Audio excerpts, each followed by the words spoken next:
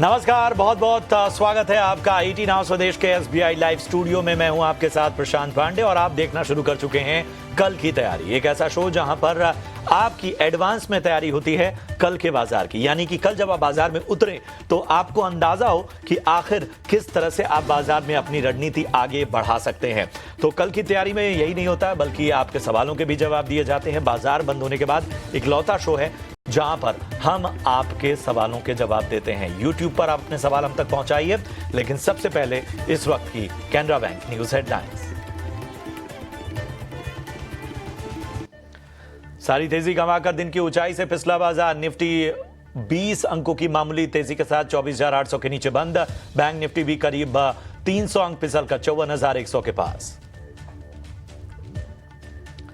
छोटी कार और बाइक पर जीएसटी घटने से M&M 6% उछलकर रिकॉर्ड ऊंचाई पर पहुंचा। फरवरी 2021 के बाद इंट्राडे में सबसे बड़ी तेजी। वहीं आयशर मोटर्स और टीवीएस मोटर 1 से 1.5% ऊपर। जीएसटी राहत से खपत वाले शेयरों को तेजी का बूस्टर। इमामी, कोलगेट और ब्रिटानिया 3 से 4% भागे। डाबर, नेस्ले और आईटीसी में भी 1 से 2% की तेजी।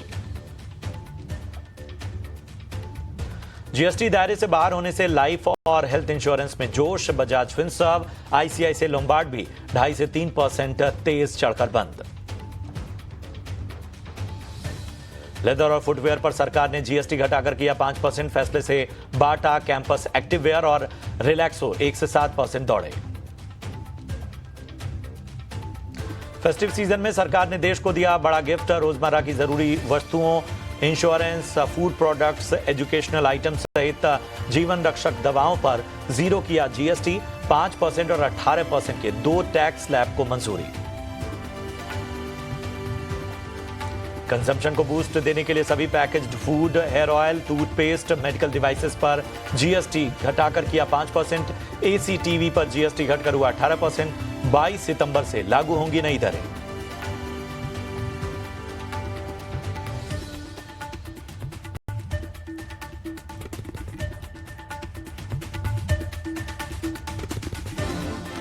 जी हाँ, तो ये थी हेडलाइंस के रूप में इस वक्त की बड़ी और अहम खबरें। और आपको हम बता दें कि ये शो ऐसा है जहां पर आप अपने सवाल हम तक पहुंचा सकते हैं। करना कुछ नहीं है, YouTube के कमेंट बॉक्स में जाइए और अपने सवाल हम तक पहुंचाइए। कमेंट बॉक्स में जब भी अपने सवाल भेजिए तो याद रखिए कि जिन सवालों को आज आप पूछेंगे उसका जवाब कल के शो में दिया जाएगा।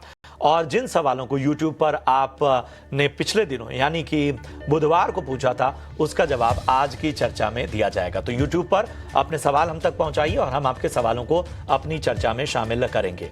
आज आपकी विशेष तैयारी कराने के लिए हमारे साथ 2 बेहद खास मेहमान जुड़ चुके हैं। हमारे साथ निमेशठाकर.com के निमेश ठाकर और वृद्धि इन्वेस्टमेंट से विवेक करवा, 2 खास एक्सपर्ट इस चर्चा में शामिल हो रहे हैं। आप दोनों का बहुत बहुत स्वागत। मैं बारी बारी से आप दोनों के पास आऊंगा, लेकिन उससे पहले बाजार का एक चेक ले लूं।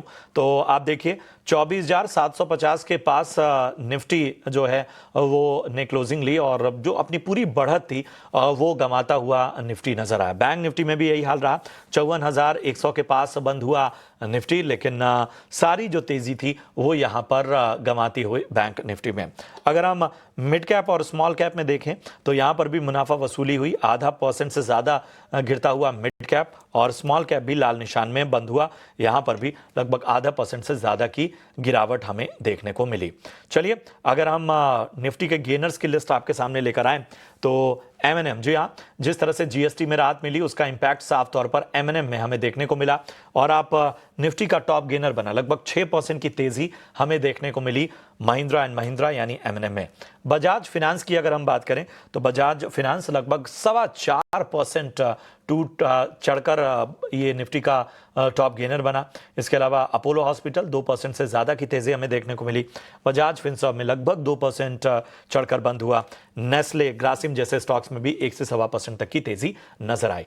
लूजर्स की लिस्ट भी आपके सामने है। 3% से ज्यादा डाउन हुआ टाटा कंज्यूमर और यहां पर देखिए लगभग 3% से ज्यादा की गिरावट हमें देखने को मिली। निफ्टी का टॉप लूजर यहां पर बना। HDFC लाइफ लगभग 3% गिरकर बंद हुआ। विप्रो लगभग 2% की गिरावट यहां नजर आई। मारुति सुजुकी में भी लगभग 2% तक की गिरावट देखने को मिली। इंडसइंड बैंक BEL में भी लगभग 1.5 से 1.25% की गिरावट हमें देखने को मिली। एडवांस डिक्लाइन रेशियो देखें तो मार्केट बंद होने तक का थोड़ा सा खराब हुआ। 1066 1066 ये शेयरों की संख्या रही जो कि हरे निशान में बंद हुए, और 1755 शेयर ऐसे थे जो कि दबाव यानी डिक्लाइंस का पलड़ा भारी हुआ मार्केट बंद होने तक। तो निमेश जी, समझ नहीं आ रहा मार्केट ने इस तरह की मुनाफा वसूली का शिकार क्यों हुआ? मतलब ऐसा क्या हुआ? मतलब हम जान रहे थे कि जीएसटी की तमाम चीजों को बाजार पहले से ही फैक्टर इन कर रहा था।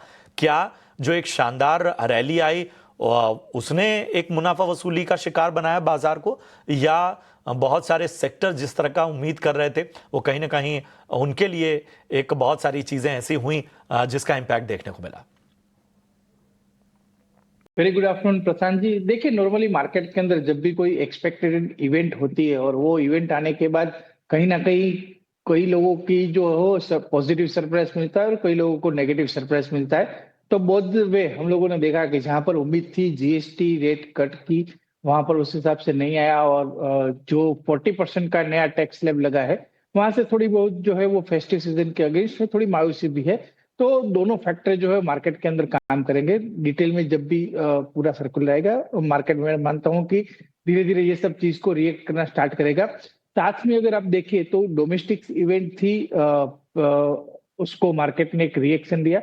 ग्लोबल इवेंट में भी मार्केट जो है वो अगेन फोकस करता है। जिस तरह से हम लोग न्यूज फ्लो देख रहे हैं ग्लोबल मार्केट के अंदर, वो भी उसमें भी मिक्स टोन जो है वो दिख रहा है। तो मेरा मानना है कि अगर अगर टेक्निकल स्ट्रक्चर निफ्टी का देखिए तो एक साइडवे टू कंसोलिडेशन का एक स्ट्रक्चर निफ्टी के अंदर बन रहा है। 100 डेज की मूविंग एवरेज आसपास निफ्टी कंसोलिडेट हो रही है, और ऊपर में 25,000 25,100 जो है वो स्ट्रॉन्ग रेजिस्टेंस एरिया बना है, और नीचे की तरफ 24,400 24,300 एक सपोर्ट एरिया बन रहा है। तो ये जो 500-600 पॉइंट की रेंज है उसी के अंदर हम लोग जो है वो निफ्टी के अंदर ट्रेड जो है वो होते हुए दिख रहे हैं।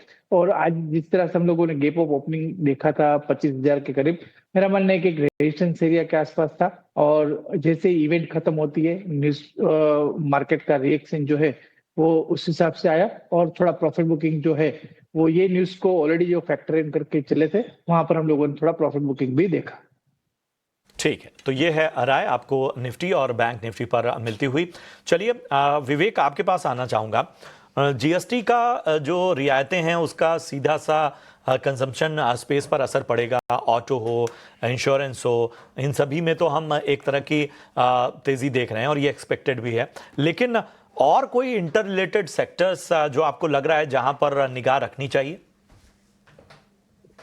अभिषेक नमस्कार, और निमेश को ऑल्सो भी। तो देखिए, ऐसा है कि जो ओवरऑल कंजम्पशन में बूस्ट मिलेगा जीएसटी के कारण, और जो दरें कम हुई है उससे क्या होने वाला है कि लोगों के हाथों में डिस्पोजेबल इनकम डेफिनेटली बढ़ेगा। तो आज समझ लो, जैसे व्हाइट गुड्स, कल आपके एक शो पे बात हो रही थी, जैसे व्हाइट गुड्स पे टैक्सेशन घटाया है। अब जो टीवी या फ्रिज पहले 30,000 या 40,000 का लग रहा था, हो सकता है कि अब 4-5 हजार रुपया कम लगे उसमें। तो इसके कारण क्या है कि कंफर्ट लेवल लोगों का बढ़ने वाला है और स्पेंडिंग पावर हाथ में ज्यादा बढ़ने वाला है। और एक और चीज इस साल ये हुआ है कि इनकम टैक्स में भी राहत दी गई है, तो उसके कारण भी आपके हाथ में डिस्पोजेबल इनकम ज्यादा रहेगा। तो ये सारा का सारा इंटरलिंक डेफिनेटली होने वाला है, क्योंकि इकोनॉमी के लिए ओवरऑल, क्योंकि कैपिटलिज्म हम लोग बात करते हैं, तो इसके लिए ओवरऑल इफेक्ट आपको देखने को मिलेगा। अब ठीक है, डायरेक्ट जहां पे कट हुआ वो तो है ही, लेकिन डिस्पोजेबल इनकम के कारण मुझे लगता है कि जैसे रियल एस्टेट सेक्टर है, वहां पे आपको काफी फायदा आगे चल के और देखने को मिल सकता है। एक तो ब्याज दरें भी कम होने की कगार पे है, लग रहा है कि आगे चल के वो भी कम होगी, और डिस्पोजेबल इनकम बढ़ रहा है तो आपकी ईएमआई कम होने वाली है। तो इन ये सब फैक्टर्स के कारण एक तो रियल एस्टेट मुझे बहुत अच्छा लग रहा है, जहाँ पे इंटरलिंक्ड है। सीमेंट इंडस्ट्री में हो सकता है आगे चल के आपको थोड़ा बहुत फायदा वापस वहां पे भी देखने को मिले, जिससे वापस रियल एस्टेट में आपको फायदा मिलेगा। और ये जो डिस्पोजेबल इनकम हाथ में बढ़ने वाली है, उसके कारण आपको जो फंड फ्लो आने वाला है बाजार में, एक तो कंजम्पशन में तो बूस्ट मिलेगा ही मिलेगा।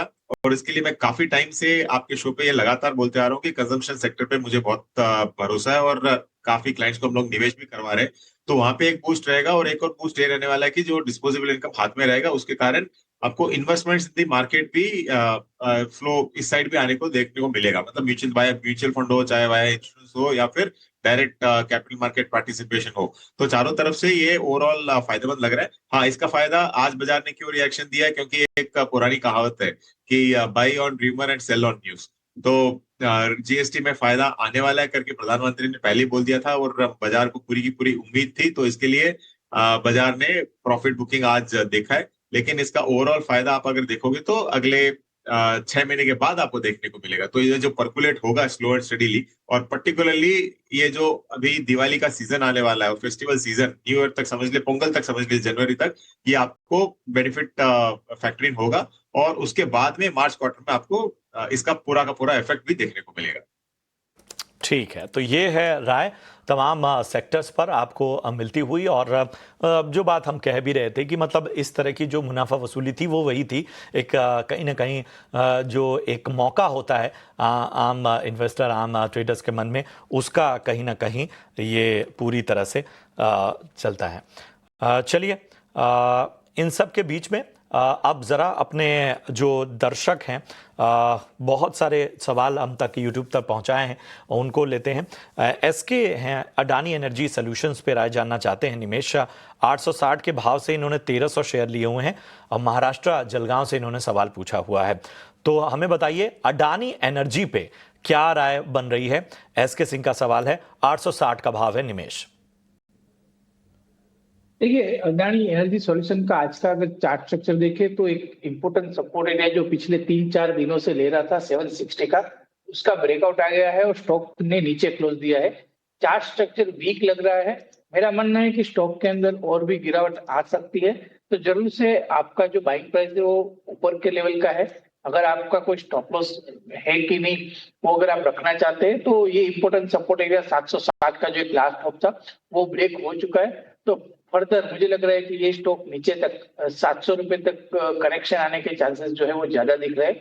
तो यदि आपको होल्ड नहीं कर रहे तो एक बार मेरी राय रहेगी कि आप एग्जिट कर दीजिए और 700 के आसपास ये स्टॉक के अंदर फिर से री-एंटर आप कर सकते हैं।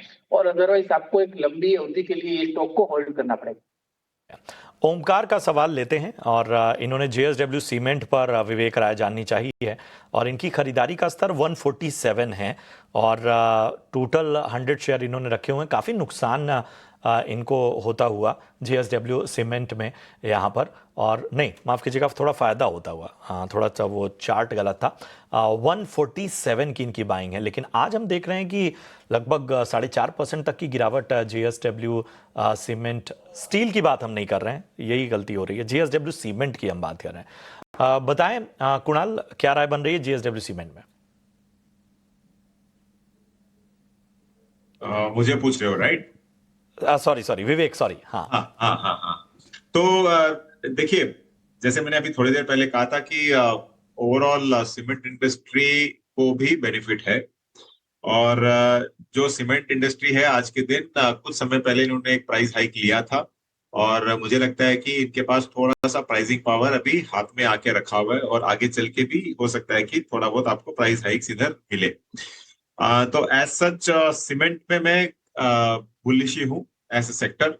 और मुझे लगता है कि जेएसडब्ल्यू सीमेंट टाइप जो बहुत ज्यादा टाइम नहीं हुआ है लिस्ट होके, ऐसी कंपनीज आपको अभी एक्चुअली कंपनी थोड़ा बहुत नुकसान दिखा रही है और जैसे ही ये फायदा दिखाती है, इन द सेंस प्रॉफिट दिखाती है, आई थिंक स्टॉक आपको अच्छा करते हुए देखने को मिल सकता है। तो ठीक ठाक है इस मार्केट कैपिटलाइजेशन के लिए, बहुत ज्यादा कॉस्टली नहीं बोलूंगा मैं ये। और अगर आप लॉन्गर टर्म के लिए रखते हो तो डेफिनेटली इसको रख सकते हो, क्योंकि ओवरऑल सेक्टर पे ही मैं बुलिश। विवेक, एक और दर्शक हैं, चूंकि इनका भी लॉन्ग टर्म का नजरिया है, टीटागढ़ रेल पर राय जानना चाहते हैं और इनकी जो खरीदारी का स्तर है टीटागढ़ में, वो एक बार फिर आपके सामने लेकर आते हैं। इन्होंने 100 शेयर लिए हुए हैं टीटागढ़ के और यहाँ पर जो है वो इनकी खरीदारी जो है वो काफ़ी अच्छे स्तर पे, मतलब ये तो लग रहा है कि 12 रुपये शायद इन्होंने गलत वो दिया है। मेरे ख्याल से लगता है कि 1200 इनका स्तर होगा, ये हम ठीक करेंगे। क्या करना चाहिए टीटागढ़ में, कैसा लगता है आपको? ये देखिए, जो रेलवे सेक्टर है, ये आपको ध्यान होगा कि जब काफी बाउंस बैक आपको दिखा रहा था उस वक्त में मैं थोड़ा सा कॉशियस था कि सेक्टर अच्छा करेगा आगे चल के, लेकिन जो स्टॉक प्राइसेस है वो बहुत ज्यादा है। तो इस प्राइसिंग एरिया में भी मुझे लगता है कि एक फेयर वैल्यूएशन पे है, बहुत ज्यादा भी नहीं और कम भी नहीं है, तो इसके लिए आपको इमीडिएट रैली नहीं देखने को मिलने वाली है, ये एक चीज हो सकती है। और जहां तक स्पेंडिंग है सरकार की तरफ से, अब ये जीएसटी में जो कटौती हुआ है उसका थोड़ा बहुत इफेक्ट आपको इंफ्रास्ट्रक्चर और रेलवे साइड में भी आपको देखने को मिलेगा, क्योंकि अगर जीएसटी से कलेक्शन कम होता है तो गवर्नमेंट का जो स्पेंडिंग पावर है वो भी थोड़ी बहुत कम होगी। अब फाइनली नेक्स्ट ईयर जब बजट आएगा तब पता चलेगा, लेकिन मुझे लगता है कि इस रेंज में आप रख सकते हो टीटागढ़ रेल को, और ये आपको 900 से लेके 950 तक दिखा सकता है अगले 6 महीने 9 महीने के अंदर। ये एक पॉसिबिलिटी है, लेकिन बहुत रनअवे रैली मुझे नहीं लगती है। लगता है कि होगा। और अगर बाई चांस कोई भी अगर पैनिक में आपको ये 750 या 700 के आजू बाजू मिले तो आपको और एवरेज करना चाहिए। विवेक का शुक्रिया करेंगे, आपने अपना कीमती समय दिया। लगातार आप हम ईटी नाउ स्वदेश के साथ काफ़ी वक्त से बने हुए थे और आपने इस शो में भी अपना कीमती समय दिया, उसका बहुत बहुत धन्यवाद। चलिए अगला सवाल लेते हैं और मदन बहल जो हैं वो उनका सवाल लेते हैं और एनबीसीसी पर राय जानना चाहते हैं। निमेश, इनकी बाइंग प्राइस 31 की है, क्या शानदार स्तरों पर इन्होंने एनबीसीसी का शेयर परचेज किया हुआ है, अच्छा खासा फायदा इनको होता हुआ, पूछ रहे हैं कि बने रहें या ये जो मुनाफा है कहीं और लगाया जाए। निमेश, देखिए एनबीसीसी का चार्ट स्ट्रक्चर अगर देखिए तो काफी शानदार रैली आ चुकी है, और पिछले एक साल से अगर देखें 2024 में जो एक टॉप बनाया था 132 के आसपास, तब से काफी वोलेटिलिटी भी हम लोगों ने देखी है। तो स्टॉक के अंदर अगर आपका नजरिया लॉन्ग टर्म का है तो आप डेफिनेटली होल्ड करके चल सकते हैं, बट मेरा मानना है कि यहाँ से वोलेटाइल मूव भी रहेंगे। हालांकि स्टॉक अब देखिए तो 200 दिन की एवरेज के पास थोड़ा कंसोलिडेट हो रहा है, तो राय यही बनेगी कि रिसेंटली जो लो बनाया था वो अराउंड 98 के आसपास का था, जो 3 दिन पहले बनाया था। अगर 98 का लेवल ब्रेक करता है तो स्टॉक में फर्दर गिरावट आ सकती है नीचे में 85 टू 80 तक के लेवल की। तो अगर यहाँ से आपको अगर 20% के मूव अगर डाउन साइड को कैप्चर नहीं करना है और आपको ट्रेड नहीं लेना है तब होल्ड कर सकते हैं। बाकी अदरवाइज मेरा मानना है कि 97 का एक जरूर से स्टॉप लॉस लगा दीजिए। 97 अगर ब्रेक करता है तो फिर से स्टॉक आपको नीचे में 85 या 82 के आसपास मिलेगा, वहां से आप री एंट्री ले सकते हैं। यह रणनीति आपको मिलती हुई। जैमुल इस्लाम का सवाल लेते हैं, मैक्रोटेक लोढ़ा पर राय जानना चाहते हैं। इनकी बाइंग प्राइस में बता देता हूं 1334 1334 की, पूछ रहे हैं कि होल्ड करूं या सेल करूं, बताइए क्या करना चाहिए। देखिए लोढ़ा डेवलपर्स के अंदर जिस तरह से हम लोग देख रहे हैं कि एक साइडवे का स्ट्रक्चर दिख रहा है और नीचे में 1025 एक स्ट्रॉन्ग सपोर्ट एरिया बन रहा है, और ऊपर में अगर बात करें तो 1500 एक रेजिस्टेंस है। तो ये 400-500 पॉइंट के अंदर स्टॉक की मूवमेंट आ रही है। हालांकि जिस तरह से हम लोग देख रहे हैं कि सीमेंट के प्राइस और ये जीएसटी के अंदर रेट कटौती हुई है, तो आने वाले दिनों में एक बेनिफिशियल हो सकता है। मेरा मानना है कि आप दिवाली तक होल्ड कीजिए स्टॉक के अंदर, और ऊपर में अगर 1350 से 1400 के आसपास मिलता है तो वहां पर एक बार प्रॉफिट बुकिंग का प्लान कर सकते हैं। तो ये है रणनीति आपको लोढ़ा पे मिलती हुई। इतने ही सवालों को हम शामिल कर पाएंगे, लेकिन YouTube पर आप अपने सवाल पोस्ट करिए, हम कल उन सवालों के जवाब देंगे। फिलहाल बढ़ते हैं अपने खास सेगमेंट वीआईपी शेयर्स की ओर।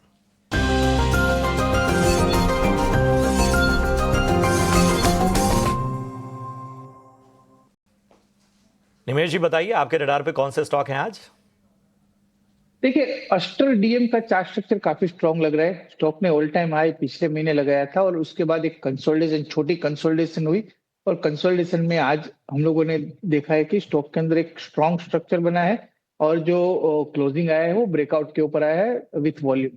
तो मेरा मानना है कि अस्टर डीएम में यहाँ से फिर से अप ट्रेंड जो है वो एक रिज्यूम हो सकता है, और स्टॉक में ऊपर में शॉर्ट टर्म के अंदर आने वाले 1 या 2 दिन में ऊपर में 555 के लेवल्स देखने को मिल सकते हैं। नीचे में 625 के स्टॉप लॉस से अस्टर डीम को बाय करना है 655 के टारगेट प्राइस। बहुत बहुत शुक्रिया करेंगे निमेश आपका इस अहम जानकारी के लिए और तमाम जो राय दी उसका। जाने से पहले अपना डिस्क्लेमर देते जाएं। जितने भी स्टॉक हम लोगों ने डिस्कस किए, पर्सनल कोई पोजीशन नहीं है, क्लाइंट को एडवाइस दे रखी होगी और क्लाइंट की पोजीशन कोई स्टॉक में हो सकती है। दर्शक मित्रों को विनती है कि अपने फाइनेंशियल एडवाइजर को कंसल्ट करके ही अपने कोई भी इन्वेस्टमेंट या ट्रेडिंग डिसीजन ले। शुक्रिया करेंगे निमेश आपका समय देने के लिए, और इसी के साथ आज के शो में इतना ही, कल की तैयारी में। लेकिन जाने से पहले आपको विशेष जानकारी दे दें, महीने की शुरुआत में अक्सर बड़े बड़े पैसों के काम होते हैं, जैसे सैलरी आती है, बिल भरने होते हैं, खर्चों की प्लानिंग होती है। लेकिन जिस तरह हम अपने खर्चों की प्लानिंग करते हैं उसी तरह अपने निवेश की प्लानिंग करना भी जरूरी है। इसी आदत को बढ़ावा देने के लिए एसबीआई म्यूचुअल फंड और टाइम्स नेटवर्क मिलकर एक खास राष्ट्रीय इन्वेस्टर अवेयरनेस पहल शुरू कर रहे हैं, जिसका नाम है भारत निवेश बेहतर कल। इस पहल का मकसद भारतीयों में लगातार निवेश करने की आदत को प्रोत्साहित करना है, ताकि वो अपना आर्थिक भविष्य सुरक्षित कर सके।